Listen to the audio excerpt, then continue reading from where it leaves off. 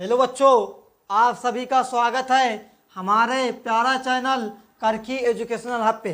जैसे कि आप सभी को पता है कि क्लास 9, 10 की मैथ और साइंस करखी एजुकेशनल हब पर आप सभी को प्रसारित की जाती है और क्लास 11 और 12 की केमिस्ट्री भी पढ़ाई जाती है।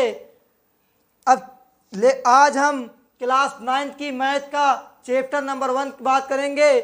लेक्चर नंबर 3 है। लेक्चर नंबर 1 और 2 जो भी बच्चे नहीं देखे हैं वो ज़रूर देखें। कल हमने क्या पढ़ा था इसके बारे में जान लेते हैं। कल हमने पढ़ा था प्राकृतिक संख्या तथा पूर्णांक के परगुण। क्या पढ़े थे? प्राकृतिक संख्या तथा पूर्णांक के परगुण पढ़े थे। आज हम क्या पढ़ने वाले हैं? हम आज प्रश्नावली डॉक्टर मनोहर रे के बुक से प्रश्नावली को हल करेंगे। पहली प्रश्नावली 1.a के प्रश्नों को हल करेंगे। देखिए पहला प्रश्न क्या है। पहला प्रश्न है 20 और 40 के बीच समस्त धन पूर्णांक लिखिए। क्या लिखना है? इसको इरेज करते हैं। क्या लिखना है? First A. क्या लिखना है? प्रश्नावली फर्स्ट ए।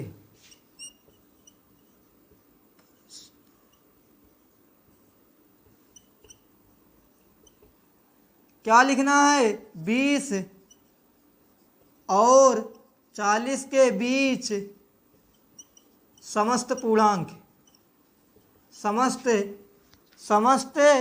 धन पूर्णांक लिखना है।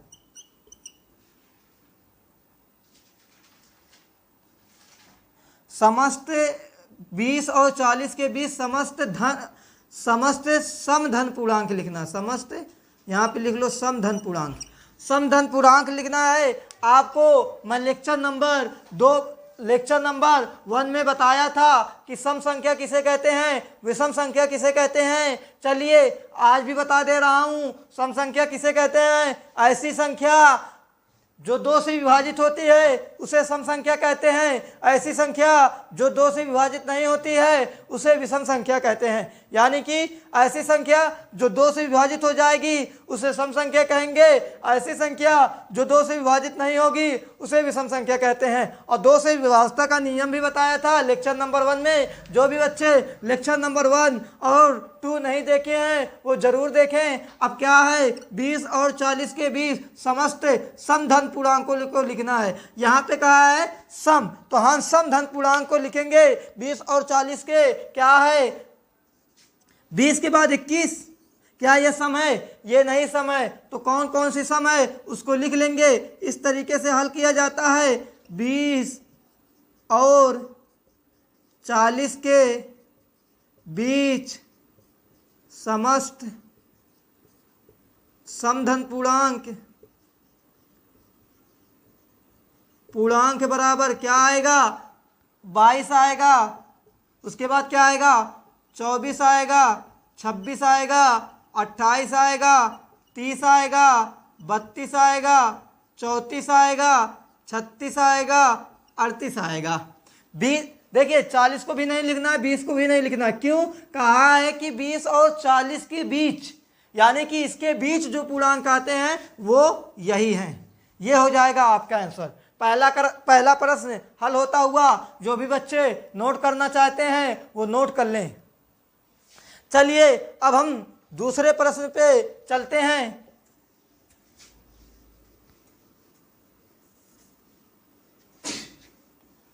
दूसरा प्रश्न क्या है वो देखते हैं।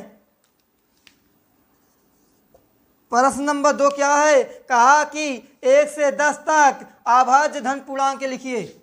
1 से 10 तक अभाज्य धन पूर्णांक लिखिए। धन पूर्णांक लिखिए। क्या लिखना है?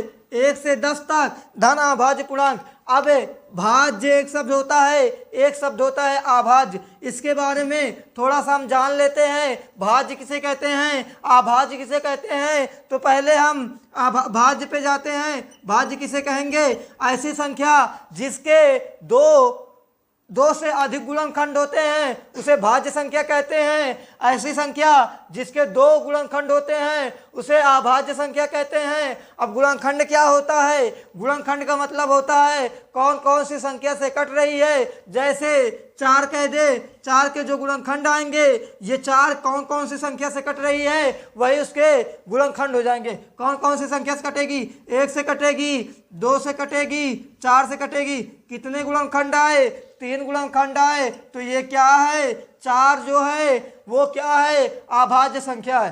4 सबसे छोटी भाज्य संख्या है। 4 क्या है, सबसे छोटी भाज्य संख्या कौन सी है, वो 4 है। अब देखते हैं अभाज्य संख्या पे। अभाज्य संख्या उसे कहते हैं जिसके केवल 2 गुणनखंड होते हैं। जैसे 2 के कितने गुणनखंड हुए, 2 गुणनखंड हुए। कैसे, 1 और 2, 3, 1 और 3। सबसे छोटी अगर पूछ लिया जाए अभाज्य संख्या कौन सी है, वो 2 है। अगर पूछ लिया जाए सबसे छोटी सम अभाज्य कौन सी है, जो सम भी हो अभाज्य भी हो, वो 2 है। और जितनी भी सम संख्याएं होंगी वो भाज्य नहीं होंगी, केवल 2 को छोड़ के। अब देखिए, अगर पूछ लिया जाए सबसे छोटी विषम अभाज्य संख्या कौन सी है, वो क्या है, वो 3 है। वो क्या है, 3 है। तो उम्मीद है आपको भाज्य और अभाज्य समझ में आ गया होगा।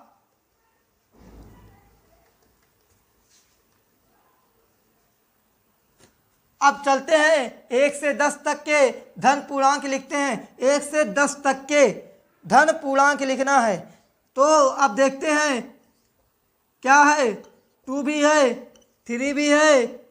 अभाज्य धन पूर्णांक लिखना है। 4 नहीं है, 5 है, 6 भी नहीं है, 7 है, 8 नहीं है, 9 नहीं है, 10 भी नहीं है। यही केवल 4 संख्या जो है वो 1 से 10 तक के अभाज्य धन पूर्णांक के बीच में आती है। ये 4 संख्या हुई। कौन कौन सी, 2, 3, 5, 7, ये हो गई। तो जो भी बच्चे नोट करना चाहते हैं वो नोट कर लें। चलते हैं हम अगले प्रश्न पे। क्या कहा है, 2a + 1 का कर्म अनुयायी पूर्णांक बताइए।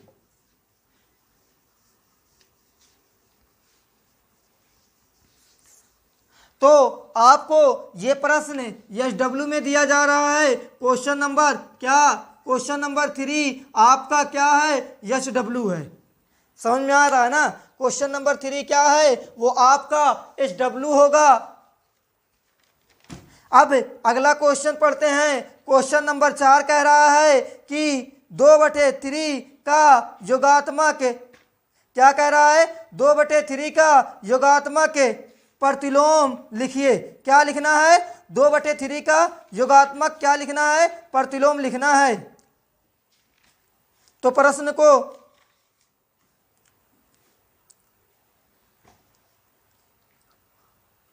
देखिए। क्वेश्चन नंबर 3 में आपको एक शब्द आया होगा, कर्मा अनुयायी।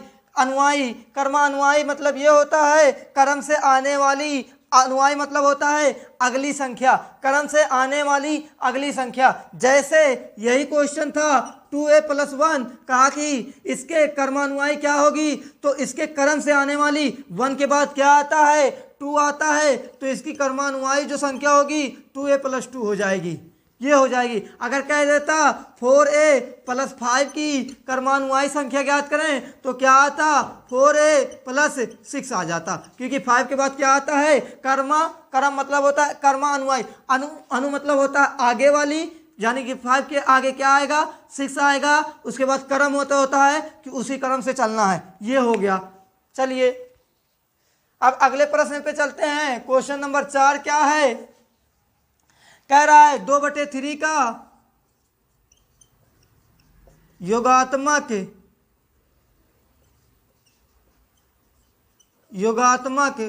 प्रतिलोम।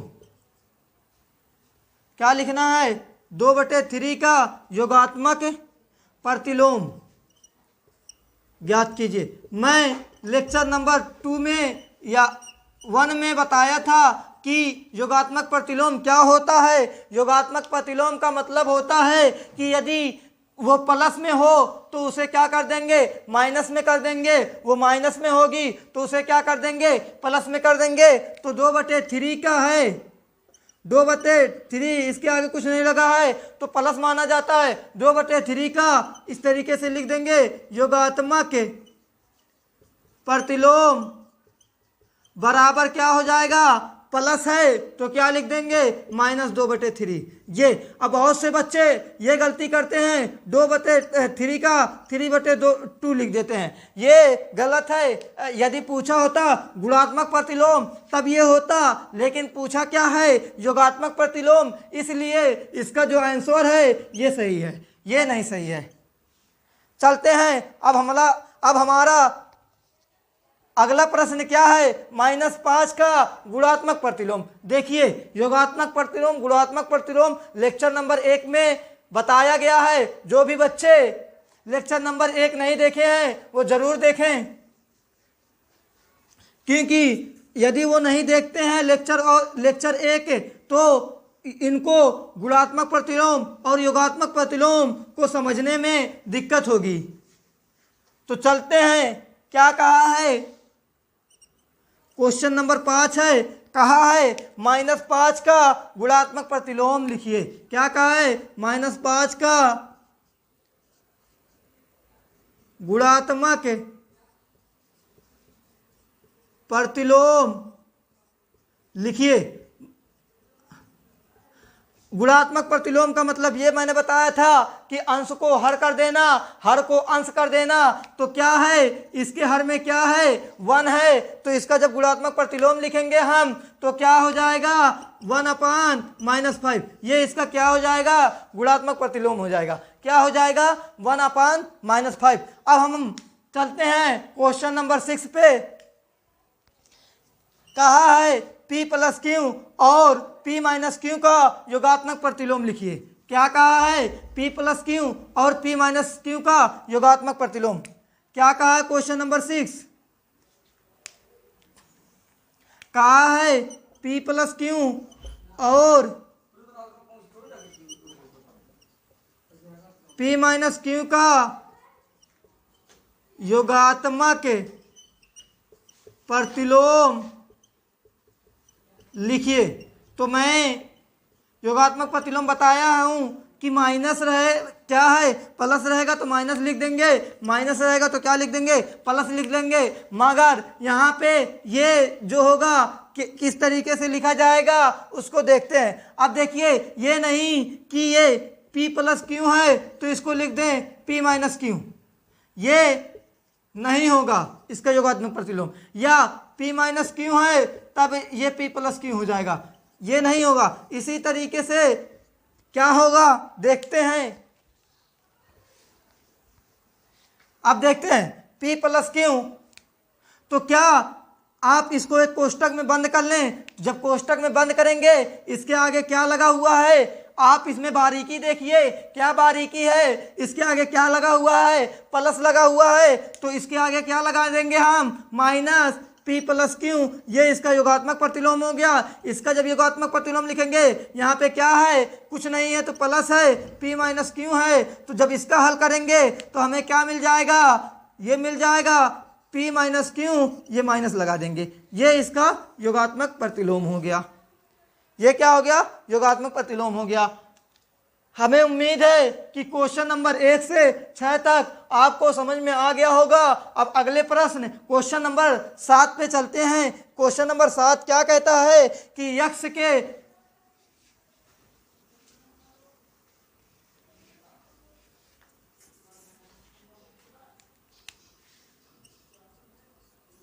क्वेश्चन नंबर 7 क्या है, कहा है कि यक्ष के किस मान के लिए, यक्ष के किस मान के लिए, यक्ष के किस मान के लिए 5 गुणे क्या है 3 गुणे 2 और बराबर में 5 गुणे 3 गुणे यक्स कथन सही है। यानी यक्स का कौन सा मान है जो इस कथन को संतुष्ट करेगा, सत्य है।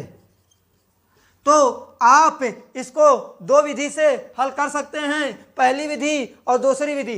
अगर आपको कोई कंपटीशन एग्जाम में ये क्वेश्चन आता है तो आपको पहली विधि से नहीं हल करना है, जो पहली विधि में जा रहा हूं बताने उस विधि से नहीं हल करना है। यदि आपके जैसे कोई वैसे प्रश्न आया हो तो आपको इस विधि से हल करना है। इसको यदि आप कंपटीशन लेवल की कंपटीशन दे रहे हैं, किसी एग्जाम की में आया हुआ है कंपटीशन लेवल की एग्जाम में, तो आप इसको क्या लिखेंगे, देखेंगे 5 यहाँ पे है, यहाँ पे भी है, 3 यहाँ पे है, यहाँ पे भी है, यक्स क्या छुटा है, 2 छुटा है, 2 को लिख देंगे, यक्स बराबर क्या आ जाएगा, 2 आ जाएगा आपका आंसर। लेकिन हम इसको किस तरीके से सॉल्व करेंगे वो देखते हैं। देखिए 5 गुणे 3 गुणे 2 है और 5 गुणे 3 गुणे यक्स है। जब इसको हल करेंगे 5 गुणे 6 आ जाएगा, इसको हल करेंगे 15 गुणे यक्स आ जाएगा, ये आ जाएगा 30, ये आ जाएगा 15 गुणे यक्स, इधर 15 गुणे में है, इधर आएगा भाग में हो जाएगा 30 भागे 15 यक्स बराबर हमें क्या मिल गया, 2 मिल गया। यानी कि ये हमारा आंसर हो गया।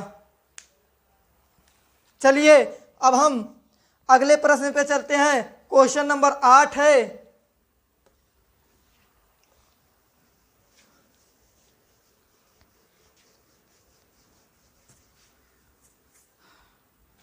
क्वेश्चन नंबर 8 क्या कह रहा है उसको देखते हैं।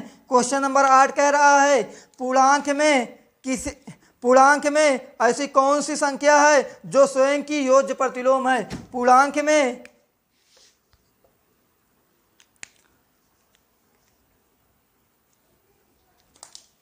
क्या कहा है कि पूर्णांक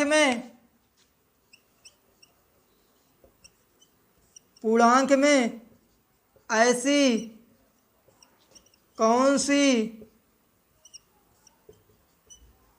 संख्या है जो स्वयं ही योज्य प्रतिलोम है। क्या है, योज्य प्रतिलोम है। तो आप देखिए क्या है, यदि हम +1 को लेते हैं तो ये क्या हो जाएगा, -1 हो जाएगा, यानी कि ये नहीं है। अब हम क्या करते हैं, 0 को लेते हैं, 0 इसके प्लस या माइनस कुछ भी लगा दें, इसके मान में कोई अंतर नहीं आता, वो 0 ही रहेगा। तो यानी कि वो 0 ही ऐसी संख्या है जो स्वयं की 0 ऐसा ही पूर्णांक है जो स्वयं क्या है, योज्य प्रतिलोम है। क्या है, योज्य प्रतिलोम है। अब हम क्वेश्चन नंबर 9 पे चलते हैं। क्या है,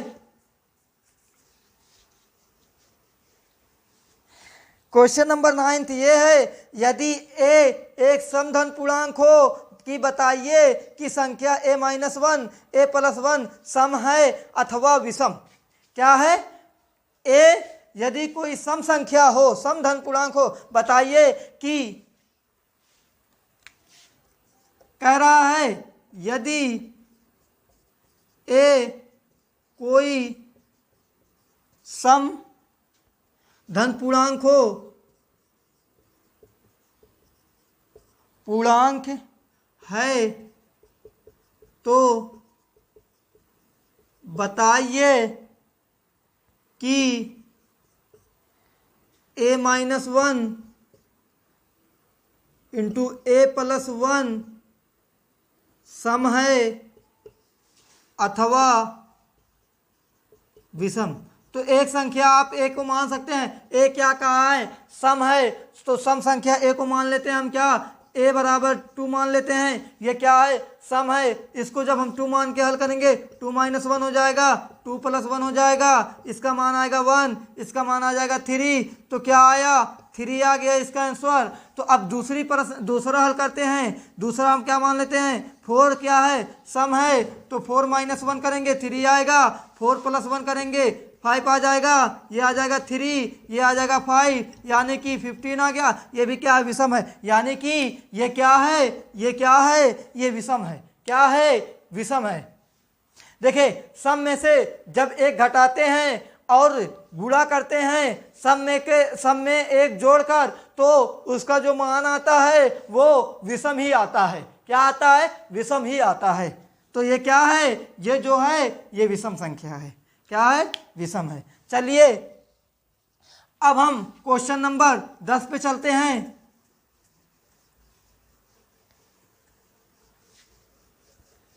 क्वेश्चन नंबर 10 क्या कह रहा है वो देखते हैं। क्वेश्चन नंबर 10 कह रहा है कि संख्या रेखा पर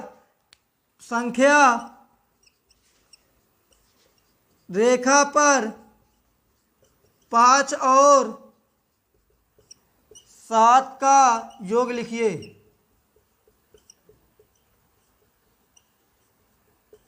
क्या करेंगे, पहले हम एक संख्या रेखा ड्रॉ करेंगे, एक संख्या रेखा खींचेंगे। उसके बाद आपको एक यहाँ पे होता है मिड पॉइंट पे क्या होता है, 0 होता है। जब हम इधर जाते हैं क्या आता है, निगेटिव। जब हम इधर जाते हैं उसका मान क्या आता है, पॉजिटिव। तो इधर क्या है, 5 है, 5 क्या है, पॉजिटिव है, कुछ नहीं लगा है तो पॉजिटिव है। यहाँ पे क्या है, 7 है, कुछ नहीं लगा है तो पॉजिटिव है। यानी कि इस तरीके से हम 1 पार्ट हुआ, 2 पार्ट, 3, 4, 5, 6, 7, 8, 9, 10, 11, 12, 13, 14, 15, 16, 17, 18, 19, 20 इधर कर देते हैं। 1, 2 सेम दूरी पर लेंगे। ये दूरी थोड़ा सा ज़्यादा और कम है। आप पटरी की सहायता से सेम दूरी पर संख्या रेखा को बनाएंगे। इस तरीके से ये होता है +1, ये हो जाएगा 2, ये हो जाएगा 3, ये हो जाएगा 4, ये हो जाएगा 5, ये 6, ये 7, ये 8, ये 9, ये 10, ये 11, ये 12, ये 13, ये 14, ये 15, ये 16, ये 17, ये 18, ये 19, ये 20। तो क्या करना है, पहले हमको 5 कदम किधर की तरफ जाना है, पॉजिटिव की तरफ। तो 5 कहाँ पे है, पहले हम इधर जाएंगे।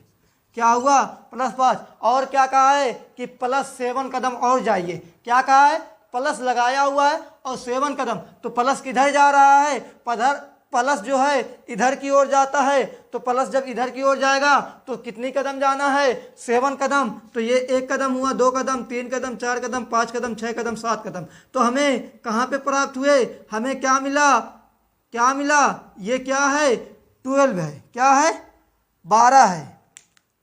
क्या हमें प्राप्त मिला, यानी कि जो इसका आंसर आया वो क्या आया, 12 आया। क्या आया, इसका जो आंसर आया वो क्या आ गया, 12 आ गया।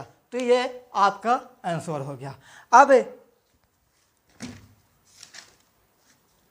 क्वेश्चन नंबर 11 कह रहा है सत्य और असत्य कथन को तुम्हें लिखना है।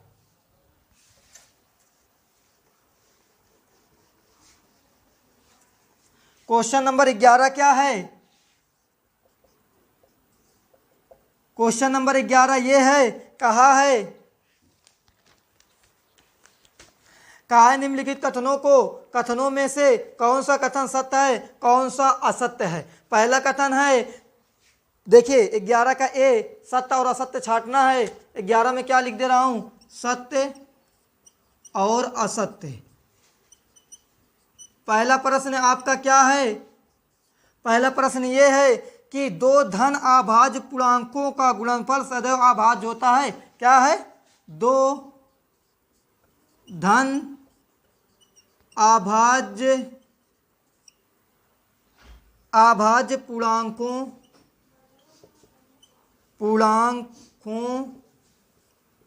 का गुणन सदैव अभाज्य होता है। सदैव बोला है, अभाज्य होता है।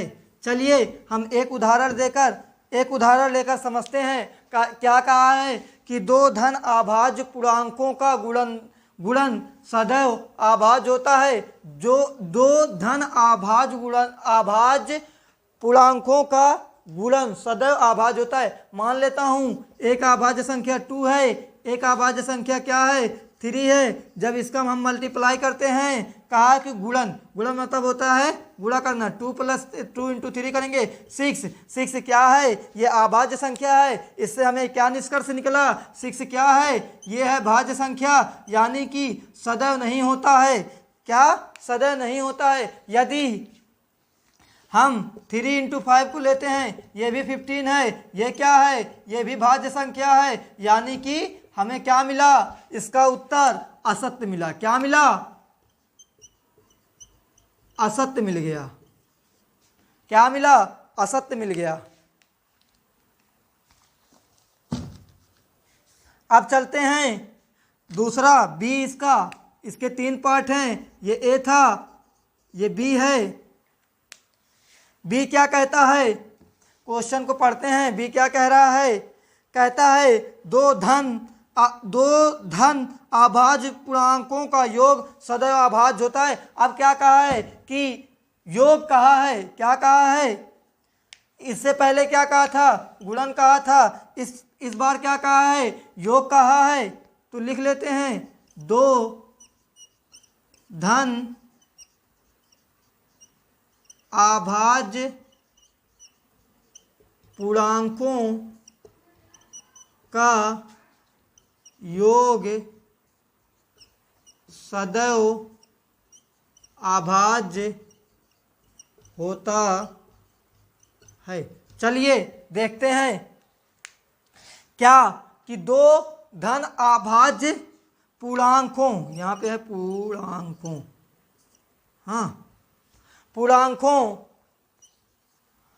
का योग सदैव क्या होता है, अभाज्य होता है। मान लेता हूँ पहली अभाज्य क्या है, 2 है। दूसरी अभाज्य संख्या क्या है, 3 है। जब इसको एडिशन किया 5 आया, मगर एक अभाज्य संख्या मैं ले लेता हूँ 3, ये तो क्या मिला, हमें अभाज्य ही मिला। लेकिन अगर हम 3 ले लें और 7 ले लें, दोनों क्या है, अभाज्य संख्या है। जब इसको जोड़ेंगे हमें 10 मिलता है। ये कहा है सदैव, यानी कि हमेशा। तो यानी कि ये कथन क्या हो गया, हमेशा कहाँ मिलता है। यहाँ पे तो 5 मिला, एक बार मिल गया, दूसरी बार नहीं मिला हमें, तो ये क्या हुआ, ये भी कथन क्या हो गया, असत्य हो गया। ये भी कथन क्या हो गया, असत्य हो गया। इस तरीके से ए और बी हो गया। एक पार्ट और है इसका, वो है सी। तो जो भी बच्चे नोट करना चाहते हैं नोट कर लें। चलते हैं अब हम सी वाले पे, 11 के सी।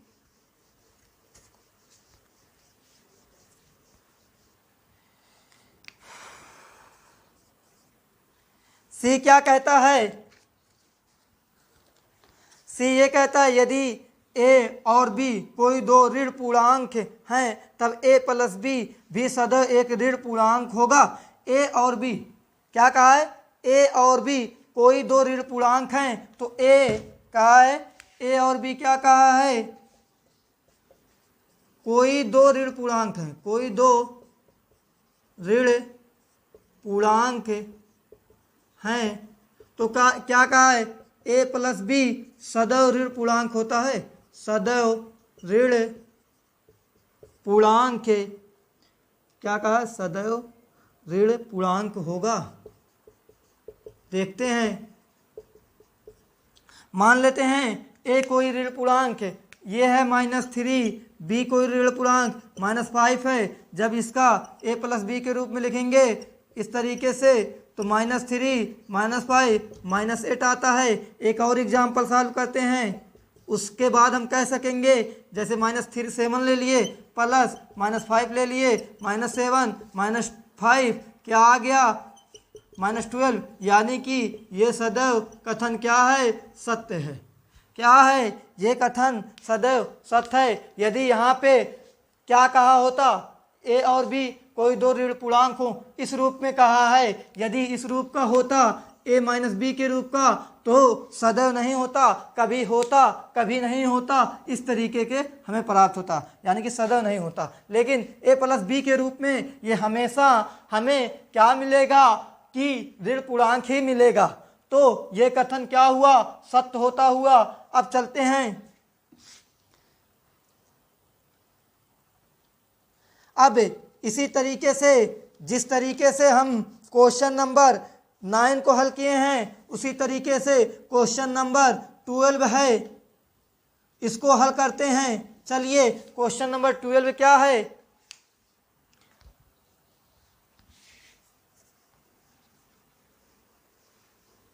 क्वेश्चन नंबर 12 ये कह रहा है, इसके बाद 2 प्रश्न और है। कह रहा है यदि ए कोई धन पूर्णांक हो, ए क्या है? कोई धन पूर्णांक है, कोई धन पूर्णांक है। तो उसके बाद क्या कहा? a+1 इंटू क्या कहा है? a+2 और क्या कहा है? a+3 और क्या कहा है? केवल इतना ही है, यहाँ पे a है। क्या कहा है? a+1 a+2 a+3 क्या ये 24 से यानी कि 24 से विभाजित होगा? तो देखते हैं a कोई धन पूर्णांक हो, मान लेते हैं a क्या है? a बराबर हम 2 ले लेते हैं, तो 2 लेंगे तो ये 2 हो जाएगा, 2 + 1 हो जाएगा, ये 2 + 2 हो जाएगा, ये 2 + 3 हो जाएगा, तो ये आएगा 2 3 4, यहाँ पे क्या आ जाएगा? 5। जब इसका मल्टीप्लाई करेंगे 6 × 4 × 5 क्या आ जाएगा? 20 छक्के 120। क्या ये 24 से विभाजित है? हाँ 24 से विभाजित है। अतः हम कह सकते हैं, एक एग्जाम्पल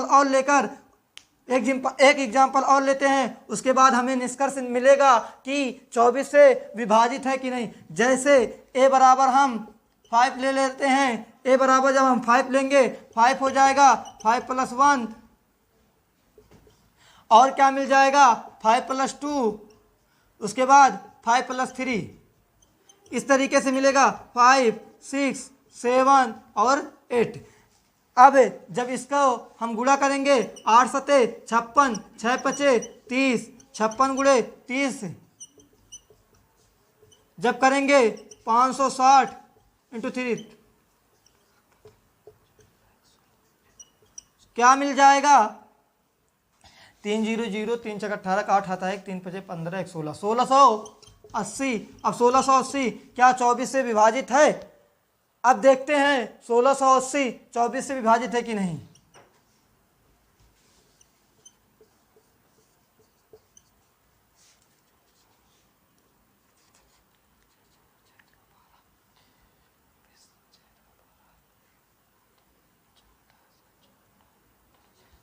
सात बार जाएगा, 7 चौक 28, 7 दूना 14 2 16, ये क्या आ जाएगा? यानी कि हम अतः अब हम कह सकते हैं कि a+1 a+2 a+3 इस तरीके से जो रहेगा, a कोई धन पूर्णांक रहेगा, तो हम कह सकते हैं कि ये क्या है? 24 से विभाजित होगा। क्या होगा? 24 से विभाजित होगा। जो भी बच्चे नोट करना चाहते हैं इसको नोट कर लें। अब हम चलते हैं 13वें प्रश्न पे। इसके बाद एक प्रश्न और बचा हुआ है, चलते हैं। क्या कह रहा है? आपको 13वां प्रश्न होमवर्क दिया जा रहा है, डॉक्टर मनोहर के बुक का है। 13वां प्रश्न आप हल करके कमेंट बॉक्स में फोटो खींचकर जरूर सेंड करेंगे। चलते हैं अब हम क्वेश्चन नंबर 14 पे। क्या है? सत्य और असत्य कथनों की पहचान करना है हमें। आज का लास्ट प्रश्न, और इस प्रश्न के साथ आपकी प्रश्नावली 1.1 भी कंप्लीट हो जाएगी। देखिए कह रहा है, धन पूर्णांक के किन गुणधर्मों के अंतर्गत कथन सत्य है। कह रहा है पहले इसमें 14, इसमें कितने पार्ट हैं? इसमें 4 पार्ट हैं, तो हम चारों पार्ट को हल करेंगे। क्या है? 3 × 8 × 7 = 3 × 8 प्लस 3 × 7। कब ये सत्य होगा? जब हम बंटन नियम का उपयोग करेंगे, तब ये कहेंगे कथन सत्य है। कौन से? किन गुणधर्मों के आधार पर? कहेंगे बंटन नियम। बंटन नियम। अब देखते हैं दूसरा प्रश्न क्या है। 3 + 5 3 है, कोष्टक 5 + 9 और क्या है? 3 + 5 और +9। जब मैंने कहा था 3 संख्याएं आ जाती हैं तो वो कौन से गुण में चली जाती है? सहचर पर गुण। कौन से? सहचर नियम इसमें चला जाएगा। ये हो गया बी वाला पार्ट। अब सी वाले में जाएंगे। क्या है? 3 × 2, 2 × 3। मैंने क्रम विनिमय नियम पढ़ाया था कि स्थान की अदली बदली कर देना। देखिए 3 है पहले, इसमें 2 पहले कर दिया, 2 बाद में है, इसमें 2 पहले कर दिया, 3 बाद कर दिया, तो ये क्या हो जाएगा? क्रम विनिमय पर गुण। क्रम विनिमय पर गुण, क्रम विनिमय नियम। अब इसका डी पार्ट जो है क्या है? कहा 3 × a, 3 × 5 बराबर a × 5, तो a बराबर 3। कौन सा लगाएंगे? इसमें आप ये लगा सकते हैं 3 × 5 और 3 × 5, ये कौन सा परगुण है? आप बोलेंगे समवरक परगुण। कौन सा? समवरक नियम। तो ये 15 क्वेश्चन हो चुके हैं। 16वां क्वेश्चन भी इसी तरीके से है। एक क्वेश्चन 14 क्वेश्चन हुए। 15वां क्वेश्चन संख्या रेखा पर -2, -5, -2, 0, 1, 2, 5 को दर्शाइए। चलिए इसको भी हल कर ले रहे हैं। लास्ट क्वेश्चन,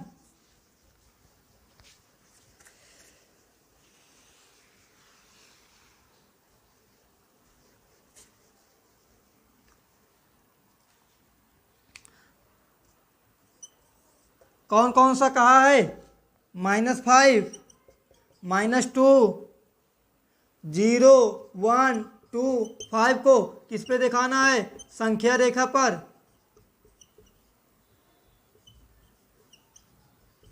संख्या, पहले हम क्या करेंगे? एक संख्या रेखा बनाएंगे। ये संख्या रेखा हो गई। बीच में मैंने बताया था कि एक बॉर्डर होता है जिसका नाम है 0। क्या नाम है? 0। इधर जाते हैं पॉजिटिव, इधर आते हैं निगेटिव। तो हम 1 पार्ट, 2 पार्ट, 3 पार्ट, 4 पार्ट और थोड़ा सा बड़ा कर ले रहे हैं, 5 पार्ट, 6 पार्ट। इस तरीके से इधर -1, -2, -3 और -4, -5, -6। इस तरीके से इसको कर लिए। यहाँ पे +1 हो जाएगा, +2 हो जाएगा, +3, +4, +5, +6।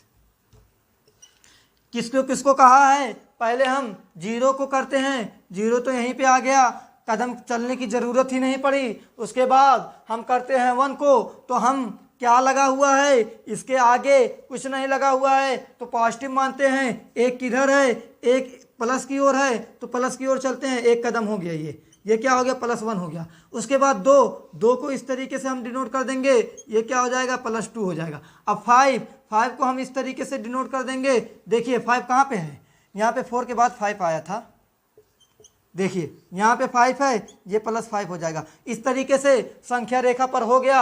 अब देखिए इधर करते हैं -2 कहाँ पे है? यहाँ पे है। अब देखिए निगेटिव की ओर है ना, तो -5 की ओर जब जाएंगे तो हमें देखिए -5 कहाँ दिख रहा है? यहाँ पे दिख रहा है, तो इधर ले आइए। क्या हो जाएगा? ये -5। इस तरीके से आपकी पर्सनाली 1.1 कंप्लीट होती हुई। अब हम अगले लेक्चर नंबर 4 में पर्सनाली 1.2, उससे पहले हम उदाहरण को हल करेंगे।